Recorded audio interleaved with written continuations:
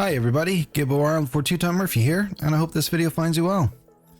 You're joining us for the third and final part of a series on a suite of apps called RemoteFlight that might be of interest to you as part of your flight sim setup. We'll be hearing from the man, the myth, the legend, the wig, Two-Time Murphy himself in just a few minutes for his views on RemoteFlight, so be sure to stick around for that. Once again, if you haven't seen parts 1 or 2, definitely do go back and give them a look. As in part 1, we covered getting set up on RemoteFlight and the first app called Cockpit HD, which is a full instrument gauge replacement. And in part 2, we covered Radio HD, which is a comm and nav radio gauge panel that also includes autopilot and transponder controls. Just by way of a reminder, while each app can be independent from one another and purchased separately, we are covering each of these 3 iPad apps, Cockpit, Radio and Map, because they're currently part of a bundle. Jumping over to the App Store, you can see that the bundle costs €33, which is a 25% saving compared to buying separately. So if you do the math and were interested in the previous 2 apps, then Map HD, which we'll cover in today's video, really just costs you €1 if you were to pick it up as part of this bundle. Okay, so Map HD, let's jump straight into the app itself and take a look. Map HD is a landscape-oriented, draggable and zoomable moving map. To the right, it displays some key flight information such as heading, altitude, airspeed and ground speed. Tapping the Set button brings you to Settings. Here you can change your update frequency and aircraft icon used on the map. So as this app is all about the maps, let's go through the different map styles it has to offer one by one. There are Apple variants, Apple Hybrid, ooh, that's not rendering at all.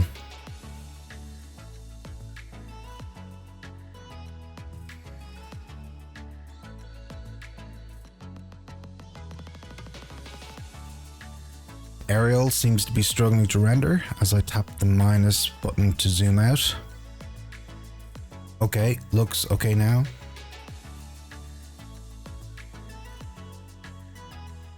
Let's try Apple Vector.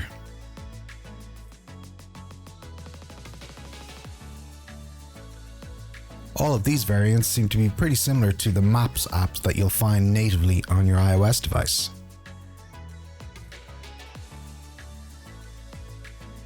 Then we have Google variants, starting with Google Vector,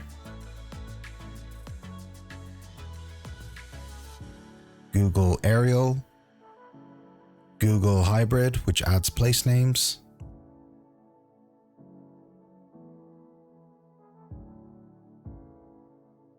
and Google Terrain, which shows high-level ground. The Google ones seem to load much better.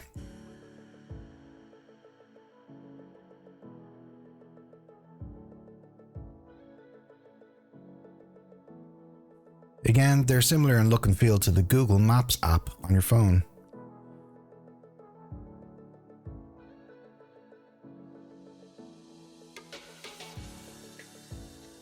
As I said, you can change your aircraft icon and icon size, and you can also load in a flight plan if you wish to have a magenta line to track your journey.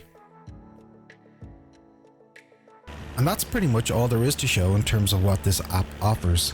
The positives for this app, in my opinion, are that it's pretty straightforward, easy to use and fast.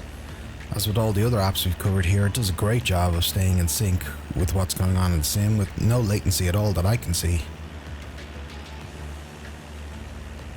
On the constructive feedback side, here you can see me flying over Shannon. And I personally would have hoped for more aviation orientated map, as this app is designed for simmers after all, where it might show things like elevations, runway numbers, taxiway letters, height of terrain. Those sort of things would have been great. And as you can see, none of those things are displayed here, unfortunately. Also, some of the map types don't seem to load well, as you saw. And there are just quite honestly quite a huge variety of moving map options now available, from Volanta to Sim Toolkit Pro to Little Nav Map, and they're just the free ones. You've also got Navigraph and ForeFlight if you want to go down the subscription routes. So now let's briefly talk about using all three apps together, which I have been now for a little while. There is one final aspect I've found that I think it's worthy of a call out, so let me pause here just to explain. And it's not about any features, functionality or UI, it's actually about its key selling point, which is the fact that it is using a separate screen. Take a look at the sim, and I guess you could possibly argue this is a bad habit, but this view for me is great, because I'm flying VFR, I'm looking at the front, watching the runway closely, and I can see my instruments, particularly airspeed and altitude, as I come into land. So that and the runway together all in the same eye line, and I can see other traffic and even other instruments in my peripheral vision. You barely need to move your eyes here at all, or if you do, it's a very short distance to be monitoring several things all at once. But because your iPad is a separate screen, your eyes do need to leave the runway completely and move fully from that screen to the instruments on your iPad and then back over and over. And while this may sound like nothing, because we're really probably talking about milliseconds here, at the same time I did find it noticeable that my attention was briefly moved away as I look at the iPad, which adds up as you're flicking your eyes back and forth between two different screen locations. It did highlight the importance of good iPad placement close to your main screen, particularly for critical phases of flight. So, what's the verdict? Is it worth €33 of your hard-earned? Well, I do like the three apps, despite the odd hiccup here and there. They do what you'd expect, and for me, well, it comes down to what I use them. Well, to give you a straight answer, I'm not convinced at this moment I would, but I do plan to play with them some more in different scenarios, such as long-haul flights, IFR procedures, even with airliners too, so that I'd be more comfortable to say definitively one way or another. Now, we can't end on that cliffhanger, and I do happen to know a man who's used RemoteFlight a lot more than me, which is Mr. Two-Tone himself, so we're going to hand over the final part of this video to him right now. I do hope you've enjoyed this mini-series, and be sure to let us know your thoughts in the comments section below. So, without further ado, Murph, how's it going? As I've said, I know you've used RemoteFlight for some time, so I have two questions for you. What's been your experience so far with RemoteFlight, and what are your thoughts on this 3-app bundle? Over to you, dude. Water resistant, can be worn in hot tub. Hello! Hello! Well, welcome everybody, and well, a huge thanks to Gibbo Ireland for the showcase on RemoteFlight. I came across the app mainly looking for a radio panel, because, well, I used to have the old Cytec one. It was usually kind of difficult to get up and running. Then I sold it, and then I'm like, I could do one of them. And well, I wasn't going out to buy more hardware. I'm running out of space to put stuff. So I said, hang on, is there an app? Which there is. And I do like the radio app. You know, it's very, very handy to have the movable dials. You can just put your finger there and it, you know, swipe up or swipe down on the inner and the outer ring.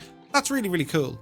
The transponder, yeah, there's no ident, there's no mode switching. It's just put in your numbers and that's it. You're pretty much good to go. When it comes to the other apps in this bundle, they're okay. The Cockpit HD one, it's nice. I mean, it looks really, really nice. They are very functional. I'm not mad on the idea that you have to buy more premium dials and gauges, even though you've paid for a premium kind of bundle. I'm not mad on that. But it does what it says in the tin. I don't have much use for it though, so yeah. When it comes to the moving map, again, it's handy. I like the way you can load in a flight plan and you can follow that, and it all connects to the sim relatively well. There's no real issues there. But I think for me, the best product out of all three of them is definitely the radio panel. It's functional, it works, it's relatively simple to set up, and it's not too bad. It'll also work on your phone on a much smaller screen. So maybe something to take into consideration. I think the idea really behind these sort of videos is to show you what's currently in the market. They may not be super popular. Usually when it comes to add-ons and stuff, everyone has their go-to places, be it with hardware or with software. And I think something like that on the App Store was an interesting thing to check out. So again, a huge thanks to Gibbo for that. I hope you found the videos informative, useful, and you might even learn a thing or two about the app, and it might persuade you one way or another if you want to pick them up. As I said, I did reach out to the developer. We haven't heard back from him. Yeah, that makes me a little bit kind of, you know, when they update the sim, and if that stops working, how quick will he be to fix it to make it work in the sim? Do you know? So it is what it is. We shall see. But again, a huge thanks, and well, that's it for these videos. We'll be back to you with our normal schedule soon. So until then, look after yourselves, and bye-bye.